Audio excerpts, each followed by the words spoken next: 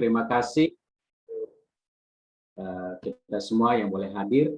Boleh saya diizinkan atau dijadikan co-host supaya saya bisa nanti share screen.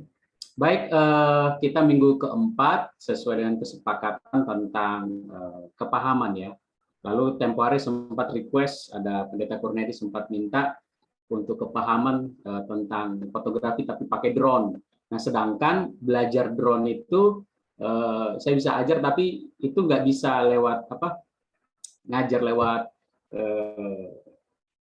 maksudnya apa ya, lewat Zoom ya, media online gitu nggak bisa ya, tapi harus langsung boleh langsung praktek karena nerbangin drone itu juga butuh waktu ya, butuh pengalaman juga ya, harus sedangkan mau ngambil lisensinya aja harus nerbangin drone itu 10 jam ya, 10 jam penerbangan baru bisa diurus untuk izin. Nah, tapi saya berpikir kita belajar aja tentang fotografi, tapi yang sederhana aja, fotografi yang sederhana yang setidaknya bisa kita pakai buat ya memenuhi media-media Instagram kita, media sosial kita ya yang bagus-bagus ya. Baik, oke, saya akan share screen saya. Baik, sesuai dengan judul sore hari ini, judulnya adalah tentang simpanlah kenangan indahmu dengan lensa hatimu. Semua orang saat ini tentu kita menyimpan, ya kita suka update ya. Bahkan di handphone kita mungkin hampir setiap saat ada foto, kita update di Instagram, ya mungkin di Facebook, dan sebagainya.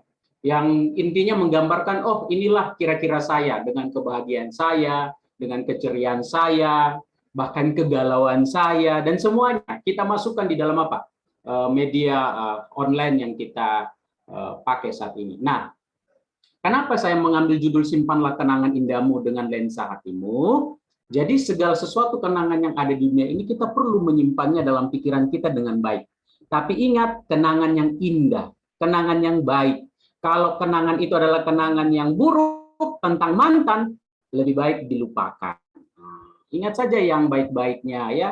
Mungkin bisa saja mantan kita itu dia hanya sekedar mungkin singgah di hati kita ya, singgah di pikiran kita untuk memberikan kita pelajaran-pelajaran. Kalau ada yang buruk ya dilupakanlah, ingat yang baik. Mana tahu saat ini kita nggak jadi, tahu-tahu besoknya kita ketemu mantan, dia udah punya anak, kita punya anak, kita jodohin, jadi deh. Nah, jadi kita perlu untuk menyimpan setiap kenangan-kenangan indah itu dengan baik ya, dengan lensa hati. Pertanyaannya apa yang dimaksud dengan lensa hati? Lensa nanti kita akan belajar. Lensa itu menyangkut soal mata ya. Dalam kamera itu adalah tentang mata. Kita juga punya mata. Mata ini apapun yang kita lihat itu akan masuk ke otak. Bicara tentang hati, Alkitab selalu menggambarkan hati itu adalah pikiran. Jadi apa yang kita lihat itu akan tersimpan di pikiran kita. Kalau kita lihat gambar yang buruk, yang masuk juga buruk. Kalau gambar yang indah, masuklah gambar yang indah. Jadi simpanlah kenangan, apapun yang kita lihat, yang indah itu simpan ya dengan mata kita, masuk melalui mata kita dan masuk ke otak kita, dan simpan yang baik ya, jepret yang baik. Baik, saya mau awali dengan ayat di dalam Alkitab ya, khususnya di Alkitab kita. Baik, jika kita melihat proses di mana Tuhan menciptakan tentang dunia dengan isinya ini, maka kita tahu bahwa hari yang pertama terang, ya itu amat baik. Lalu dikatakan amat baik. Cakrawala, ya tentang cakrawala di atas dan di bawah, itulah ada lapisan ozon di atas, lalu ada yang di bawah. Dan Tuhan katakan amat baik. Lalu di hari yang ketiga, semua air di bawah bumi mulai dikumpulkan menjadi seperti ada sungai, lautan-lautan kecil, ya. Lalu ada yang kering, itu disebut daratan. Dan lalu tumbuhlah tumbuh-tumbuhan. Amat baik. Kita katakan amat baik. Hari keempat, matahari, bulan, bintang ditentukan sebagai benda penerang dan penentu waktu. Tuhan katakan amat baik. Hari kelima, ada ikan-ikan dan burung-burung. Amat baik juga. Ya. Nah, hari yang kelima ikan-ikan dan burung-burung. Hari yang keenam ya bintang binatang di darat dan manusia yang sesuai dengan apa? Gambar Allah. Maka Allah melihat dan dijadikannya itu. Lalu Allah berkata apa? Sungguh amat baik karena ada apa? Manusia. Lalu pada hari yang ketujuh, yaitu hari Sabat, Tuhan berhenti dan menguduskannya. Apa yang saya mau sampaikan dari awal ini? Tuhan menciptakan dunia ini begitu indah. Begitu apa? Sempurna. Bahkan ada hari Sabat yang kita rasakan pada Sabat ini. Semuanya sempurna. Tapi ketika dosa ada, dosa datang, maka semua yang dulu indah itu menjadi apa? Mulai rusak, sistemnya mulai ada yang salah. Tapi saya mau katakan, di balik yang jelek, di balik yang rusak itu ternyata masih juga ada keindahan. Tergantung cara pandang seseorang. Nanti kita lihat di dalam pembahasan kita bahwa ternyata fotografi itu bicara tentang cara pandang, cara berpikir kita, ya, karena itu adalah sebuah seni. Oke, di dalam Pathfindering, ya, kelas kepahaman fotografi ini ada. Nah, fotografi ini khususnya ini fotografi yang level kedua. Ini kalau tidak salah untuk kelas penyelidik ke atas. Jadi kalau sahabat teman bisa boleh ikut, tapi biasanya untuk penyelidik ke atas, ya.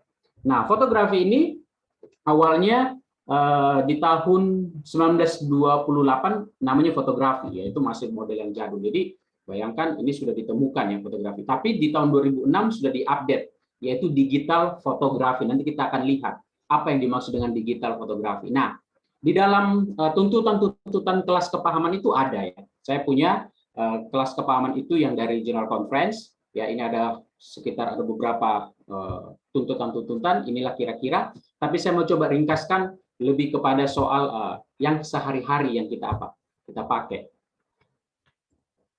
Nah, menurut Kamus Besar Bahasa Indonesia, apa itu foto? Foto itu adalah potret, gambaran pantulan. Sedangkan menurut Wikipedia adalah gambar diam, baik berwarna maupun hitam putih yang dihasilkan oleh apa? Kamera, ya, oleh merekam suatu objek. Itu menurut KBBI. Nah, apa itu fotografi? Fotografi itu adalah seni. Jadi yang kalau disebut dengan namanya adalah fotografi, itu adalah seni. Seni apa? Menghasilkan gambar dengan cahaya film, ya, yang dibuat jadi apa? Seperti kelihatannya nyata.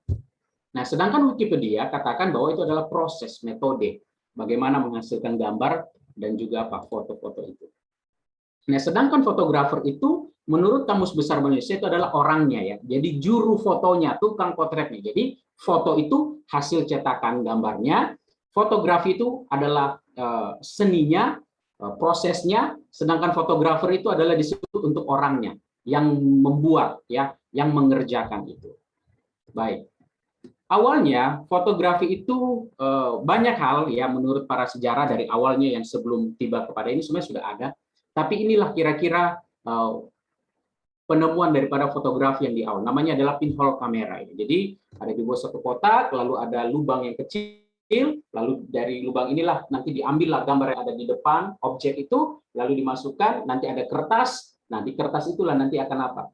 Direkam, lalu apa? Dicuci, ya. Dan prosesnya sungguh apa? Sangat rumit sekali di zaman itu, ya. Bahkan akhirnya mulailah foto kamera-kamera itu mulailah dibuat sedemikian rupa hingga kepada yang kita dulu kenal ada tustel, ya, harus dipakai roll itu, ya, dicuci setelah difoto terus lalu dicuci, dicetak, ya, dan butuh proses, ya. Kalau sekarang lalu mulailah kamera-kamera digital, ya, kamera-kamera digital yang digital biasa, lalu masuklah ke seperti mulai DSLR, lalu sekarang ada mirrorless dan sebagainya.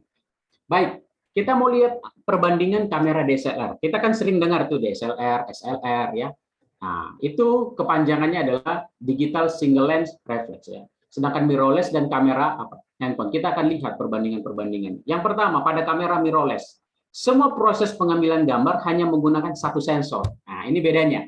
Jadi dia hanya punya satu sensor utama, dimulai dari apa? Pengukuran cahaya, kemudian penguncian fokus. Jadi, nah, walaupun sebenarnya sekarang kamera-kamera mirrorless itu sudah dengan teknologi yang canggih, sudah seperti apa? DSLR. Tapi awalnya mirrorless itu adalah kamera yang kecil, yang sederhana, ya. Lalu itu dibuat hanya untuk menggunakan satu sensor. Pokoknya dia udah otomatis lah, kira-kira begitu. Lalu Berbeda dengan kamera DSLR ya. Sedangkan DSLR itu menggunakan ukuran sensor ya, APS-C ya, dan full frame. Kamera DSLR menggunakan sejumlah sensor yang berbeda, terpisah dari sensor utama. Jadi ada beberapa sensor-sensor yang dipakai. Itulah alasannya kenapa bodinya begitu besar ya. Nah, sedangkan kamera handphone itu sistem kerjanya hampir sama juga dengan apa? Mirrorless. Jadi dia lebih kepada otomatis ya. Seperti itu, walaupun mirrorless sekarang itu sudah canggih-canggih sekali, seperti kalau kita lihat seperti Sony ya, yang sangat terbaik ya untuk khusus mirrorless saat ini. Baik, inilah perbandingan bodinya ya. Kalau mungkin pernah ke toko kamera, pergi aja nggak apa-apa, walaupun kita nggak punya uang, pergi aja pegang-pegang gitu ya. Ada mungkin contohnya DSLR itu memang lebih berat. Nah, sedangkan mirrorless itu dia lebih kecil ya, lebih santai ya. Makanya lihat sekarang kalau orang traveling itu banyak ya digantung di lehernya ya, bagus. Lalu kalau sudah pakai lensa jadinya begini ukurannya ya. Sedangkan kamera mirrorless ini juga bisa pakai lensa apa ini, kecuali harus apa ada ditambah dengan alatnya ya. Jadi kecil, simple, dan hasilnya pun juga tidak apa-apa aja. Cuman bedanya nanti begini, rahasianya ini. Kalau kalian contoh mau bikin foto-foto, contoh untuk foto baliho yang besar. Nah, contoh kayak sekarang tuh kan kepakan sayapmu. Dan saya rencana juga mau foto gitu ya. Ke Ijen nanti dengan pendeta Billy baru kepakan sayapmu. Nah, pakai DSLR itu bagus itu kalau mau bikin baliho yang besar. Mirrorless bisa juga, cuman nanti waktu dicetak kadang agak pecah. Itu bedanya, teman-teman ya. Jadi DSLR itu fungsinya untuk kerja. Mirrorless juga bisa dipakai kerja. Tapi DSLR biasanya dipakai untuk buat kerjaan, untuk menghasilkan mungkin foto private dan sebagainya. Walaupun mirrorless juga bisa dipakai, ya. Tapi itulah fungsinya ya. Sedangkan mirrorless sekarang pun sudah lebih canggih, tapi harganya juga tentu lebih mahal. Nah, kalau kamera handphone itu sederhana, ya, itu gampang, simple saja. Nah, nanti kalau ditanya kamera mana yang paling bagus, tergantung uangnya. Ya, saya jawabnya begitu. Kenapa? Karena dengan handphone saja kita bisa menghasilkan foto yang terbaik, lebih baik dari punya DSLR. Dengan handphone, ya, tergantung pintar-pintarnya kita aja dan tergantung bagaimana kalian mengedit warna. Nah, zaman sekarang ini orang-orang tuh suka ngupload foto itu lebih menekankan ke warnanya, hasilnya, bukan nilai dari prosesnya bagaimana ya. Nah, sedangkan kalau sudah pakai kamera seperti ini memang agak ribet ya. Kadang-kadang fotonya mungkin hanya untuk 10 jepretan, tapi settingannya bisa kadang-kadang hampir setengah jam. Baik. Inilah cara kerja dari kamera DSLR itu ya. Yang pertama ini objeknya, ini adalah rubrik, dimasukkan di dalam apa? Ini lensanya, lalu masuk di cermin pantul, lalu dia masuk ke yang keempat ada shutternya, lalu dia masuk ke dalam. Ini disebut dengan prisma. Jadi seperti bentuknya prisma. Di dalam itu ada prosesnya ya, direkam di dalam situ, lalu nanti akan apa? Dijepret. Ya, setelah dilihat lalu dijepret dan menghasilkan apa? Gambar ya. Kira-kira inilah model daripada apa? Kamera itu sistem kerjanya. Baik. Kita mau lihat bagian penting. Sebenarnya bagian penting semuanya penting, tapi mungkin yang umum-umum saja yang saya mau sampaikan. Baik, bagian pentingnya yang pertama adalah sensor digital. Jadi sensor digital itu adalah berfungsi sebagai pengubah cahaya visual ke signal elektron ya. Jadi seperti inilah kira-kira sensor itu, dan ini berbeda-beda ukurannya dan berbeda-beda juga apa harganya. Semakin lebih bagus tentunya semakin apa? Lebih canggih dan lebih apa? Lebih menghasilkan kualitas yang terbaik, tetapi harganya juga semakin mahal. Baik, ada lensa kamera ya. Nah, lensa ini adalah alat yang menggunakan untuk merekam, ya, merekam daripada gambar itu. Dan banyak model lensa. Kita boleh lihat ya, ini lensa. Nah, bisa. Saya mau contoh. Ini yang di bawah ini, nah ini lensa fix ini ya. Oke, ini contoh ini lensa fix ya. Lalu ada ini ya ini masih lensa fix. Ini yang lensa pada umumnya orang pakai ya. Tentunya ini harganya dari yang ada paling mahal, murah sampai ada dan yang ini. Nah, pertanyaannya apakah perlu kita kalau punya kamera punya lensa begini? Ya boleh-boleh saja, kecuali kalian mungkin contoh ke Baluran, main-main ke Baluran, mau lihat ada banteng jauh di sana, oh supaya dikeker lebih dekat sekali ya, lalu dijepret. Nah, bisa juga seperti itu ya. tergantung kita. Tapi kembali lagi saya mau katakan, kita mau punya kamera, kita mau punya lensa, tergantung sesuai dengan kondisi kita, sesuai dengan kemampuan kita. Jadi jangan dipaksakan ya. Dan itulah fungsi daripada lensa. Nah, biasanya ini dipakai untuk kayak seperti potret-potret pemain-pemain sepak bola di lapangan, ya, olahraga. Nah, ini sangat bagus sekali ya. Atau mungkin di luar ya, baik kegiatan yang ada di luar, outdoor, itu bagus sekali. Baik. Oke.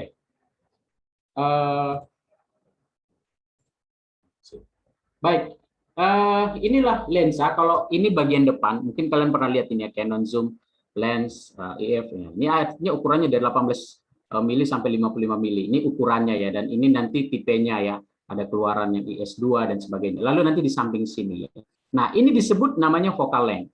Jadi focal length ini ya gunanya itu untuk mengukur. Nah, ini contoh. Ini foto saya waktu saya ke Sumatera Utara ya, di Medan. Ini Istana Maimun di Medan. Waktu saya ke sana, nah, ini kalau saya foto dalam ukuran ini 18 mili, jadinya begini ukurannya ya. Nah, kalau saya sudah ke 24 seperti ini. Lalu ke 35, lalu semakin apa? Ke 55 semakin apa? Lebih dekat. Nah, itu contoh.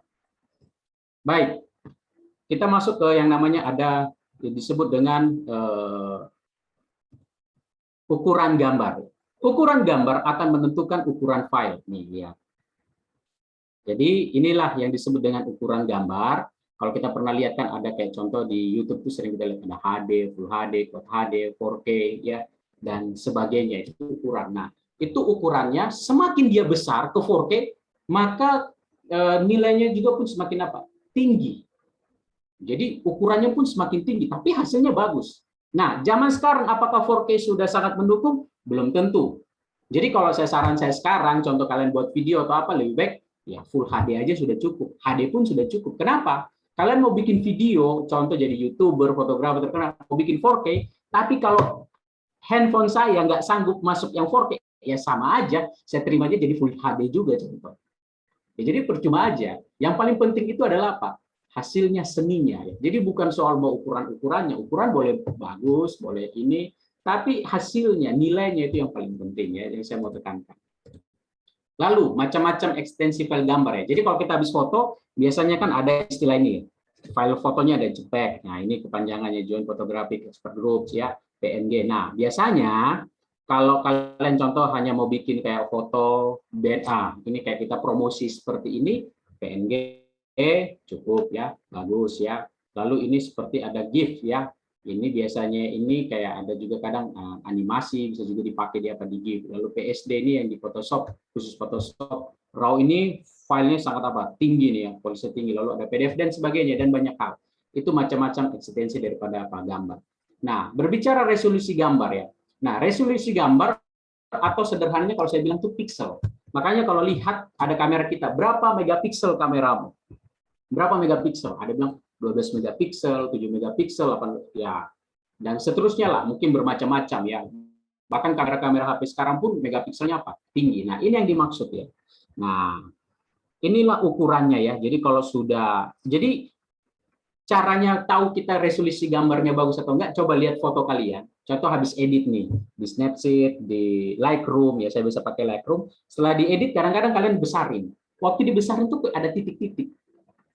Nah, berarti itu resolusinya kurang bagus ya. Tapi ada yang dibesarkan memang kualitasnya bagus, waktu besar nggak pecah. Tapi tergantung juga handphonenya, laptopnya masing-masing, siapa tahu juga resolusinya apa tidak mendukung ya.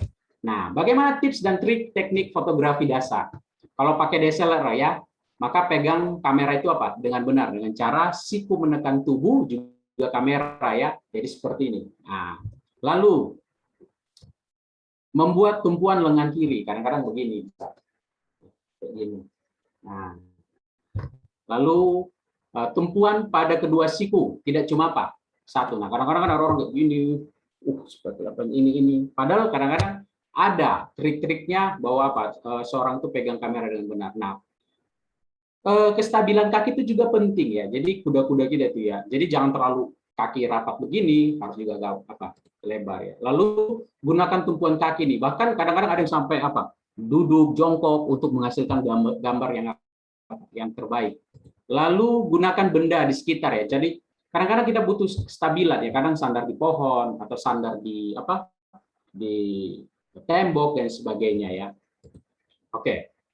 Nah, lalu kadang juga ada sampai apa? Tidur ya. Kadang-kadang saya juga kalau ngambil, saya pernah dulu foto waktu ada yang minta tolong saya untuk foto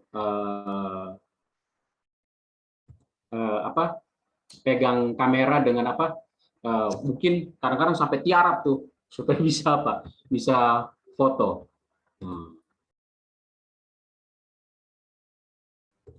Baik, sekarang kita perlu juga apa, perhatikan komposisi ya. Jadi komposisi itu penting ya. Ini waktu saya foto di Bromo ya, dari Penanjakan 2. Kalau mungkin yang pernah ya, yang di Probolinggo pasti tahu nih. Ini bagus sekali ya view-nya.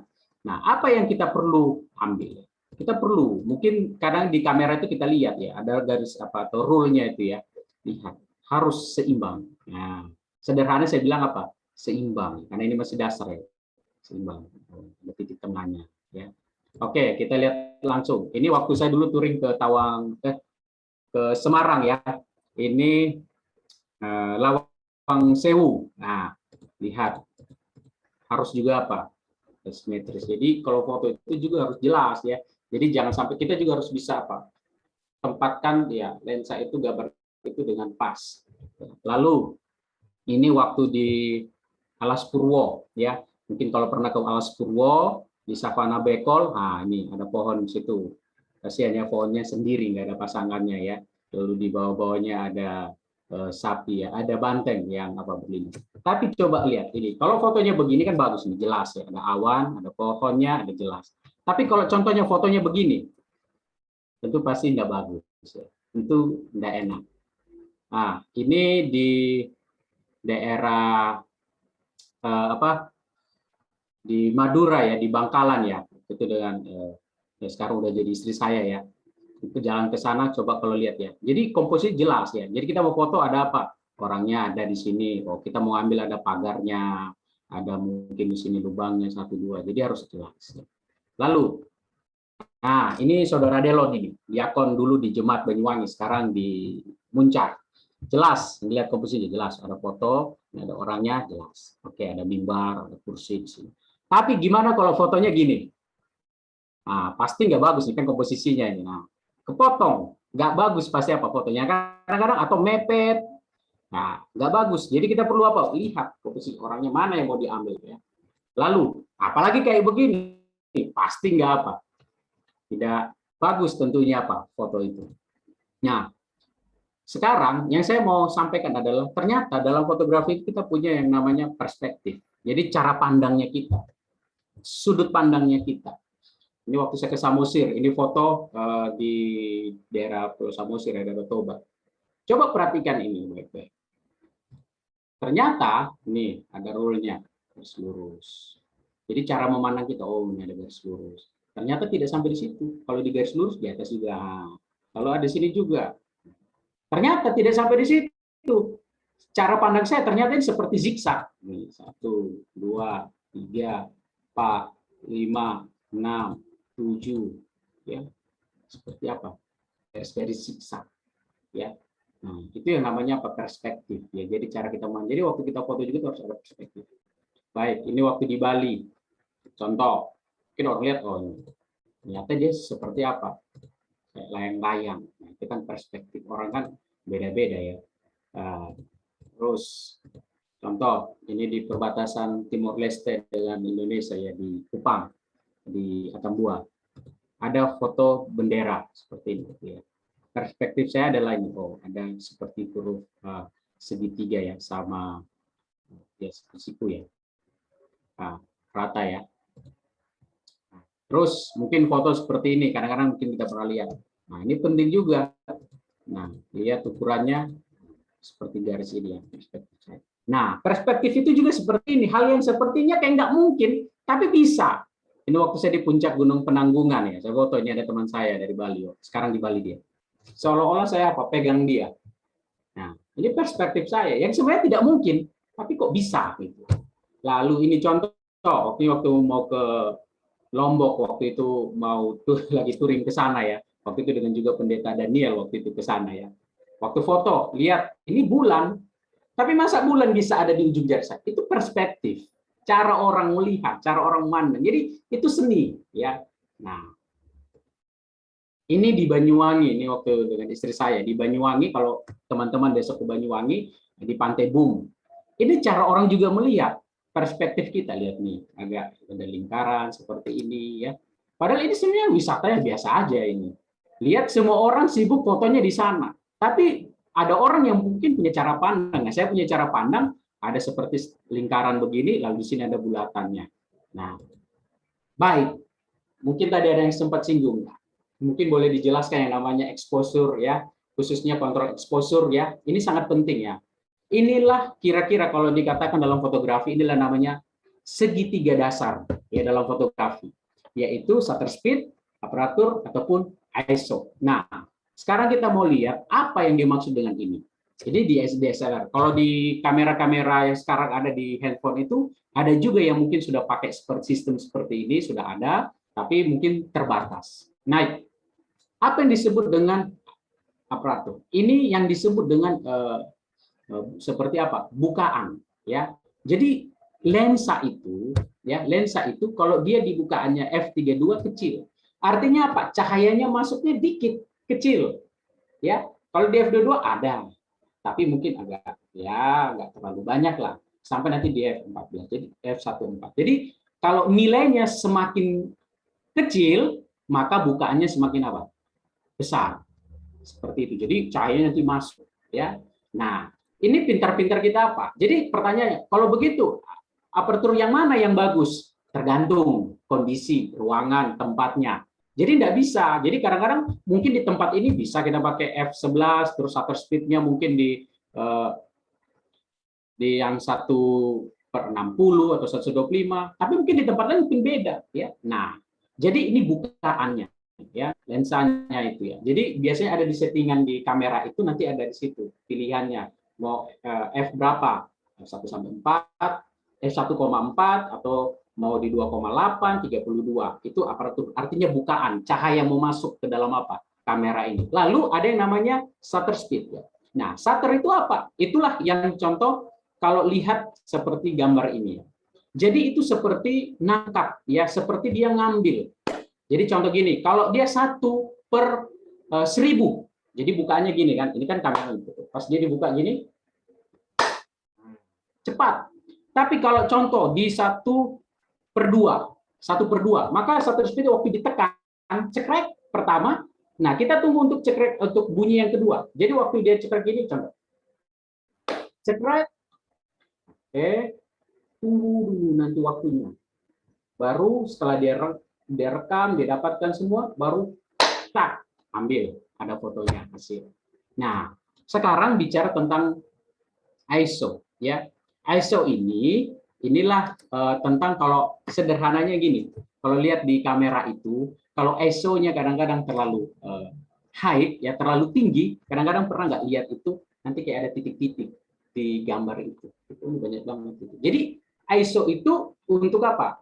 Untuk juga menyangkut soal sensitivitas daripada cahaya itu ya. Jadi dia bekerja sama. Jadi ISO, shutter speed, aperture ini mereka ini kerjasama ya, tidak bisa satu-satu, dan setiap sikon itu apa? Berbeda ya. Jadi tergantung kita ya, kondisi kita. Jadi kadang-kadang mungkin f-nya mungkin ya aperturnya mungkin f1,4 ya, lalu dibikin ISO 25.600, wah itu gambarnya itu cerahnya bisa kayak mengkilat atau gimana ya. Jadi harus diatur ya, diatur. Jadi ini adalah 3 dasar. Nah, bagaimana cara kita belajar ini? Ya, kita harus pakai punya kamera sendiri, DSLR ya. Lalu kita harus otak-atik. Jadi kalau punya kamera, teman-teman, jangan berpikir kamera saya ini yang tipenya terendah, jangan. Otak-atik aja terus. Jadi kita jadi tahu ya. Karena kalau kita hanya punya kamera, terus contohnya kameranya sudah mahal, beli jutaan. Tapi kalau yang dipakainya mode otomatis ya ngapain? Mendingan pakai handphone. Nah, itulah gunanya kamera DSLR. Jadi kita bisa setting sendiri. Oke. Lalu ada menyangkut soal pencahayaan. Nah, pencahayaan ini biasanya kadang-kadang kita kalau di outdoor tentu pasti ada apa natural, ada lingkungan alam, ada cahaya matahari dan sebagainya ya. Tapi kadang mungkin kalau dia kurang, maka dibantu apa lampu flash ya atau peralatan-peralatan lampu yang lainnya. Nah, kalau ini contoh di studio, tentunya peralatan-peralatan ini juga cukup mahal ya, tidak murah juga. Baik. Bagaimana kita teknik foto ya? Nah, teknik yang pertama mungkin yang sering kali kita lihat adalah namanya zooming atau panning ya. Ini adalah teknik digunakan membuat sebuah objek itu tampak lebih jelas, tapi latar belakangnya menjadi tampak seperti kabur. Contohnya kayak gini, ada taksi ini lewat jalan, tapi yang di belakangnya apa? Yang di belakangnya itu kabur, tapi yang kendaraannya ini apa? Jelas. Padahal kan seharusnya logikanya ya, kendaraannya kan cepat. Seharusnya kan yang jelas itu yang di belakangnya, bukan kendaraannya. Nah, ini ada namanya teknik apa? Zoomingnya. Tentunya biasanya fotografer itu dia punya trik ya, dia belajar ya dengan dia punya setelan ya, ada shutter speed-nya tidak lebih dari 1/30 detik ya. Lalu contoh ini, orang naik sepeda. Nah, padahal ini lagi jalan nih, tapi di foto, cekrek, tapi yang di belakang jadi apa? Kabur ya. Nah, lalu ada teknik yang namanya freezing. Nah, freezing ini motion ini adalah teknik motor agar menghasilkan efek beku, menghentikan objek atau benda bergerak, contoh air. Nih, kita nyalain keran. Ini kan jadi seni juga ini, oh airnya. Lalu ini ada mungkin gelas ya di dalam air di dalam gelas. Lalu dijatuhkanlah mungkin ada benda apa, keluarlah airnya. Itu namanya teknik apa? Freezing. Nah, ini contoh. Ini waktu kami di Lombok ya. Ini teman saya pendeta James saya dengan pendeta senior saya pendeta Gunawan Nabut ya. Seolah-olah lagi apa? Ada teknik seperti pukul ya. Padahal saya tidak pukul, itu hanya apa? Acting ya. Tapi kenapa bisa terekam seperti ini? Karena itu yang disebut apa? The freezing. Jadi seperti apa? Seperti di freeze ya, seperti ditahan gitu ya. Seperti di pause gitu. Nah, itu namanya teknik freezing. Nah, lalu ada teknik silhouette. Silhouette ini yang bagaimana? Ya, itu biasanya ada objeknya di depan itu yang kita mau ambil itu dia objeknya hitam, sedangkan latar belakangnya itu apa? Warnanya terang. Contoh, ini waktu saya di Gunung Raung ya, di Gunung Raung, nah foto seperti ini. Nah, biasanya kadang-kadang kan teman-teman ada yang foto begini. Nah, ini namanya teknik silhouette ya. Jadi ada contoh seperti pemandangan biasanya di belakangnya itu ada cahaya mungkin kayak sunset, sunrise ya, bisa diambil ya. Nah, ini namanya apa sih? Jadi objek yang mau kita ambil ini dia bentuknya apa? Hitam semua, ya. Lalu yang di belakangnya apa? Cerah. Nah, seperti ini. Lalu ada field of view. Nah, field of view ini yang kalau kita pernah dengar apa? Close up, ya, foto close up, ya. Lalu ada seperti extreme close up itu benar-benar dekat banget dan biasanya itu kayak kadang-kadang juga ya dekat bahkan bisa hanya mukanya aja wajahnya atau setengah ya wajahnya ya. Lalu ada headshot, medium close up. Nah, contoh kayak medium shot ya kira-kira begini ya. Ini di Medan. Ini foto gereja Katolik tapi bentuknya seperti kayak candi ya. Seperti ini seperti model dari India. Baik. Lalu kita ada juga teknik foto sudut pengambilan gambar. Nah, biasanya seperti ini. Ini waktu saya ke Tawangmangu di Solo. Ya, Jawa Tengah, sorry, di Jawa Tengah ya, mau ke daerah Madiun ya. Lalu waktu itu saya coba terbangin pakai drone. Nah, itu yang disebut dengan sudut pengambilan gambar, tapi ini yang dari atas ya, dari atas. Jadi foto. Nah, waktu itu saya waktu jalan saya lihat tikungan ini bagus ya. Terus saya coba berhenti di sini, lalu saya ambil dari atas, oh ternyata jalannya seperti bentuk W. Padahal ini sebenarnya ini mendaki nih ya, belok ini. Nah, akhirnya lalu ini ada sawah, ini ada kebun-kebun waktu itu ya. Nah, lalu ada yang sudut pengambilan gambarnya yang rata. Nah, contoh seperti ini. Lalu ada yang sudut pengambilan dari bawah. Contoh ini Menara Eiffel. Ini bukan foto saya ya, ini foto orang. Saya coba kasih contoh aja ya. Jadi dari bawah ke atas. Nah, itu sudut pengambilan gambar. Lalu ada yang namanya bulb. Itu teknik fotografi yang dilakukan dengan cara komponen speed shutternya diatur sesuai waktu yang diinginkan. Nah, teknik ini dilakukan dengan menahan tombol shutter lebih lama, biasanya menggunakan bantuan kabel rilis dan tripod. Ini sudah lebih canggih. Nah, contoh ini jalan. Tiba-tiba ini kan jalannya ada kendaraan, lalu lalang lewat, ada cahaya merah, ada putih. Nah, biasanya itu bantuan dari menggunakan tripod ya. Lalu seperti ini mungkin ada yang pernah lihat foto begini ya, lalu ini ada cahaya yang dimainkan diputar seperti ini, nah, bahwa dia terekam di situ ya. Itu yang namanya teknik apa bulb. Dan ini biasanya sudah teknik yang sudah memang sangat kepada profesional. Lalu ada foto yang namanya makro. makro ini adalah foto cantik ya, yang mengagumkan ya. Jadi dalam pengambilannya itu adalah pengambilan gambar yang memotret objek pada jarak yang sangat dekat sehingga objeknya terlihat sangat jelas. Contoh ini lebah.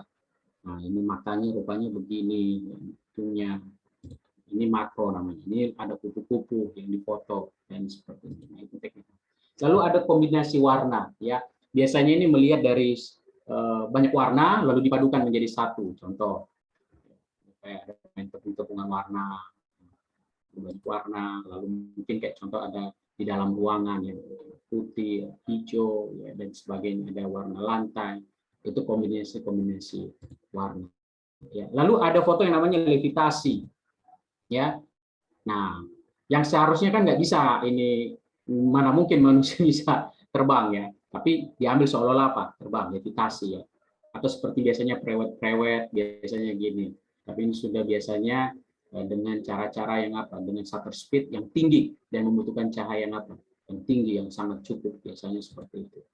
Nah, apa yang perlu diperhatikan dalam fotografi acara kebaktian? Nah, sekarang saya mau masuk mungkin teknik fotografi di kebaktian. Kadang-kala teman-teman kita tidak sadar waktu kita foto-foto di gereja, sebenarnya kita juga seringkali mengganggu akan acara, ya kelangsungan acara daripada gereja itu.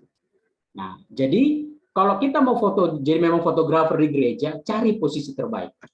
Saya sarankan biasanya bagian agak depan, tapi jangan depan banget, mungkin di tengah, ya bisa, mungkin kursi dari 1, 2, 3, ya antara itu, posisi agak tengah. Supaya apa? Waktu kita foto kita tidak mengganggu orang lain. Ya.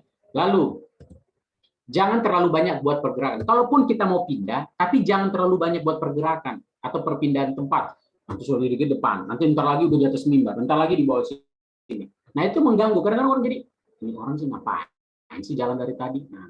Nah ini apa yang saya sampaikan ini dari pengalaman saya pribadi. Mungkin saya pernah lakukan, oh ternyata nggak pas ya begini ya kalau saya foto.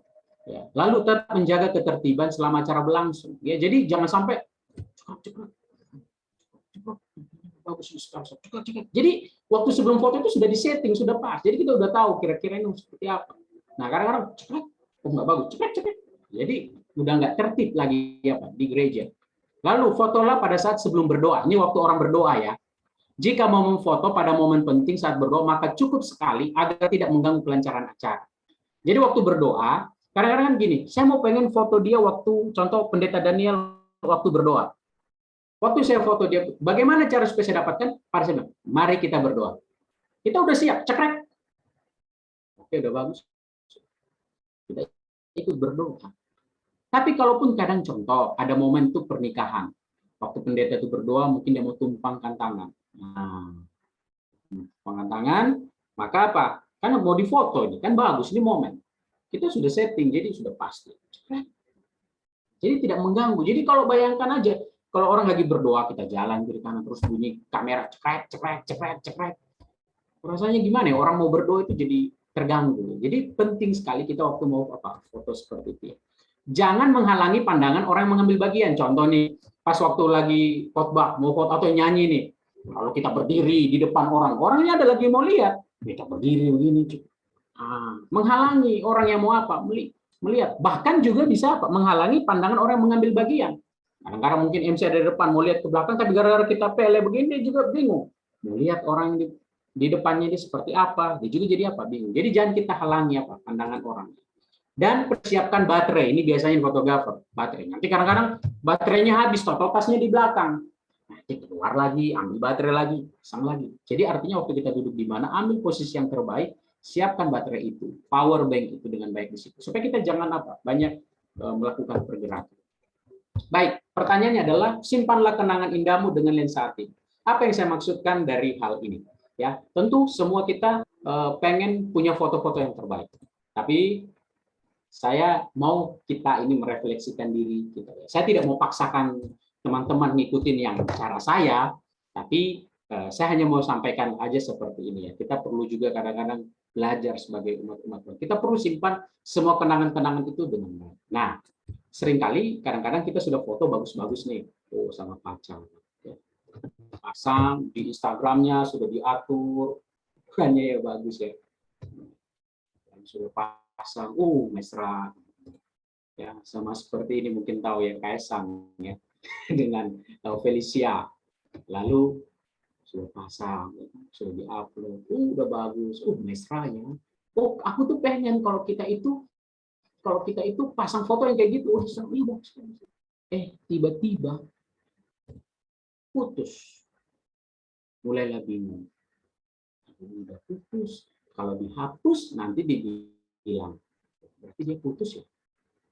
Orang mulai curiga-curiga kan. Nah, jadi saya tidak melarang, silakan upload, tapi ya bijak-bijak lah, jangan sampai nanti penilaian orang ini kadang-kadang kan beda-beda. Walaupun ya itu urusan orang mau menilai kita. Akhirnya mulai sibuk, mau hapus, sudah hapus, tapi di otak teringat terus. Nah, jadi kadang-kadang kita perlu simpan kenangan itu yang baik, tapi jangan sampai jadi bumerang buat kita.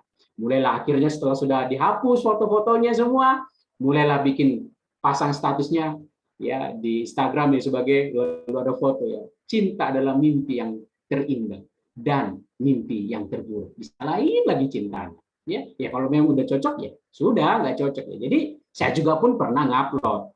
Ya, saya pernah juga upload dengan istri saya waktu itu ya. Bersyukur setelah 9 tahun akhirnya menikah. Ya jadi, tapi kalau nggak jadi kan ya malu juga, mau ngapusnya juga nanti betul bukan ini. Ya kadang-kadang namanya netizen masih disimpan-simpan fotonya dan sebagainya. Jadi kita perlu bijak-bijak juga dalam foto. Jadi lebih baik kalau ini menurut saya, tapi kita masing-masing.